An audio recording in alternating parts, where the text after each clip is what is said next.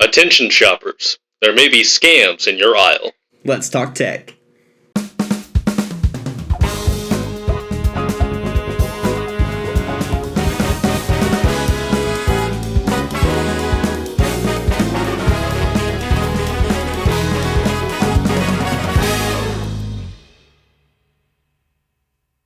Welcome to News.exe, the best technology-centric news show on the Burk IT YouTube channel, guaranteed.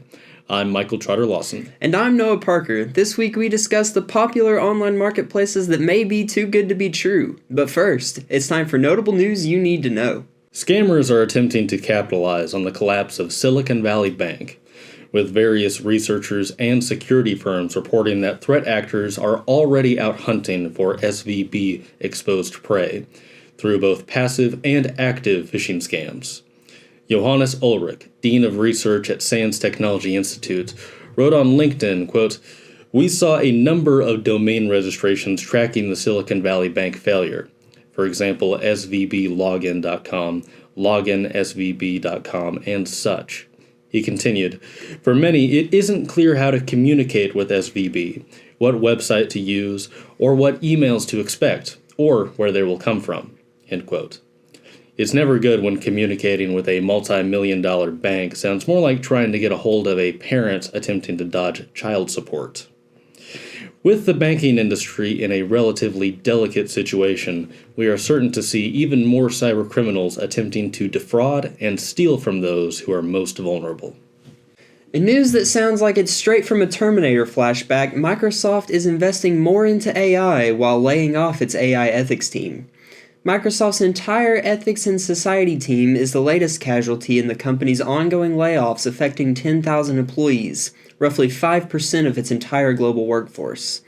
The department was responsible for ensuring the company's principles pertaining to artificial intelligence development were reflected in product designs. Most recently, the group worked to identify the risks within the company's plans to rapidly integrate OpenAI's tech into its product suite. Microsoft has so far invested over $11 billion in the AI startup. Dury Long, an assistant professor in communications focusing on human-AI interaction at Northwestern University, said, quote, "I am concerned. This technology is new, and we are still learning about its implications for society. In my opinion, dedicated ethics teams are vital to the responsible development of any technology, and especially so with AI." End quote. Sam Altman, CEO of OpenAI, the company behind ChatGPT, has stated that he's, quote-unquote, "a little bit scared of artificial intelligence technology and how it could affect the workforce, elections, and the spread of disinformation." Altman, in his recent interview with ABC News, said, quote, "We do worry a lot about authoritarian governments developing this," end quote. Chinese tech company Baidu, for example, recently held a release event for its ChatGPT competitor, a chat AI called ErnieBot, and Russian President Vladimir Putin once said whoever becomes the leader in AI technology will be the ruler of the world, a comment Altman regarded as chilling. The CEO also said he was concerned about ChatGPT's capacity to create large-scale disinformation and writing code for offensive cyber attacks. Luckily, I'm sure we can trust OpenAI and Microsoft to take every precaution as they continue to develop this technology. Google has suspended Pinduoduo, a popular Chinese budget shopping app, from its Play Store after finding malware in versions of the app. A Google spokesperson said, quote, "We have suspended the Play version of the app for security concerns while we continue our investigation," end quote. In a response, Pinduoduo said it strongly rejects, quote, "the speculation and accusation that Pinduoduo app is malicious just from a generic and non-conclusive response from Google," end quote. Pinduoduo is one of China's most popular e-commerce platforms with approximately 900 million users. It made its name with a group buying business model, allowing people to save money by enlisting friends to buy the same item in bulk. Riding on the domestic success of Pinduoduo, its US-listed parent company, PDD, last year launched Temu, an online shopping platform in the United States, but we'll put a pin in that for now. The FBI has admitted that they purchased location data to bypass the use of a warrant. The practice of buying people's location data has grown increasingly common since the U.S. Supreme Court reined in the government's ability to warrantly track Americans' phones nearly 5 years ago, though the FBI had not previously revealed making such a purchase. Though FBI Director Christopher Wray said the FBI did this purchase in the past for a specific national security pilot project that is no longer active, other federal agencies like U.S. Customs and Border Protection and the Department of Homeland Security have been known to purchase millions of Americans' information for use in a variety of applications, and state and local authorities have been known to acquire software that feeds off cell phone tracking data. U.S. lawmakers have never successfully passed any legislation codifying data privacy, with bills like Senator Ron Wyden's Geolocation Privacy and Surveillance Act, for example, which has been reintroduced in Congress numerous times since 2011, but has failed to even receive a vote. A surely unrelated fact is that nearly every elected official in the United States buys data on their constituents to campaign for re-election. But again, I'm sure that's not actually relevant here. That's all for today's notable news you need to know, which means it's almost time for our main story. But first, this. Hey, welcome to this. So there's this thing called the Saltine Cracker Challenge or something like that. I don't exactly know the, common term for it, but I told Michael about it the other day, and he was like, that seems easy. So what you gotta do is eat 6 saltine crackers in under 60 seconds. So we're gonna do it here because why not? So you wanna get out a timer and time us? We've each got 6 crackers and we'll have 60 seconds and it's gonna be awesome. I'm ready when you are. Are you doing one at a time or are you gonna do like all 6 at once? Well, all 6 was how Peyton Manning pulled it off. I think I'm going groups of 2. Okay. Now listen, you can't just bite into it and have like half your crackers fall on the table. Yeah, no, you gotta commit. We don't want to get stuff all over our nice marble countertop. All right. 3, 2, 1, go.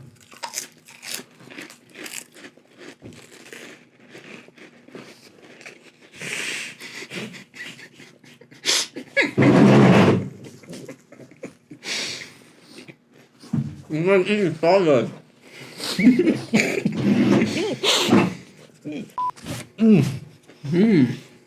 Crackers. It's time. I definitely ate all 6 of mine. Did you eat all 6 of yours? Well, they're not kind of depending on the definition of eat. Oh, I'd say it was like a minute 30. That's rough. I'm gonna have saltine stuck in my Everywhere. gums for the rest of the day. Well, that was fun. I hope you guys enjoyed that as much as we did. I know this is not as, exciting or high effort as some of our other things, but thought we'd try something new. Hit that like button if you liked it. Comment if you liked it. Let us know if you didn't like it. And back to the main story. Today, our main story is about online shopping, specifically the types of web stores that offer prices that seem impossibly low, such as Wish, Temu, and Shein.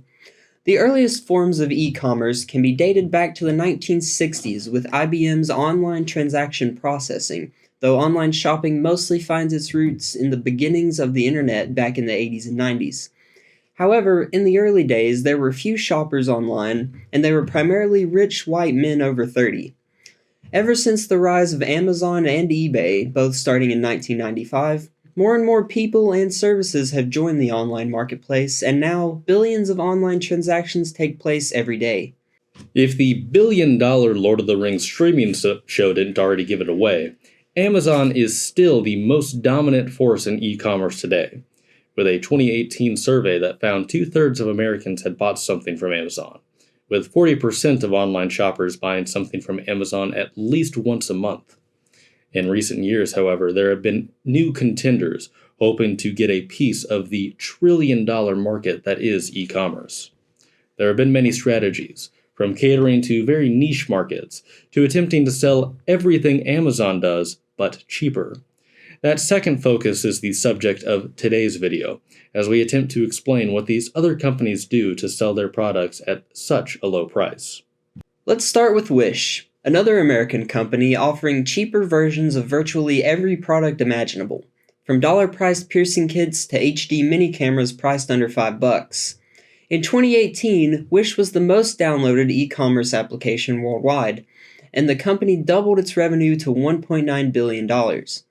By 2019, Wish was the third biggest e-commerce marketplace in the United States by sales. Wish has been heavily criticized, however, as it frequently lists poor quality or counterfeit goods, while simultaneously selling products that may be illegal in nations besides the US. As a result, in France, the Wish e-commerce system, including the website and smartphone applications, were delisted from Google's search results and from Google's French App Store, though just last week, Wish was reinstated in the European nation. While there are still concerns about quality, if you are just looking for cheap little gadgets, clothes, or other relatively unimportant items, and you're willing to wait the 1 to 3 weeks it takes for them to arrive, you could do worse than Wish.com. Let's move to Shein, the Chinese online fast fashion retailer founded back in 2008. Shein hosts a series of controversies that frankly put Wish to shame, ranging from tax evasion to child labor, but the company's nearly unbeatable prices, paired with a fashion landscape that changes almost weekly, if not faster, has caused most consumers to look the other way. Shein exploded in popularity over the pandemic, becoming especially popular with teens on TikTok, as the company was an early adopter of advertising on the Chinese-owned social network. By May of last year, it is the largest fast fashion firm in the world. The fast fashion retailer makes predictions on trends and produces items as quickly as 3 days after the identification of a new trend. But such an efficient and rapid process does not come without its costs and absurdly cheap fabric. Many have criticized Shein and fast fashion in general for targeting young adolescents more susceptible to poor financial decisions, as well as the environmental impact of so many people buying cheap clothes that end up lining a dumpster after only a couple weeks. In addition, Shein has been found to sell items containing an unsafe amount of lead, with a Canadian consumer watchdog discovering that toddlers' jackets sold by Shein contained almost 20 times the amount of lead permitted under Canada's health and safety regulations.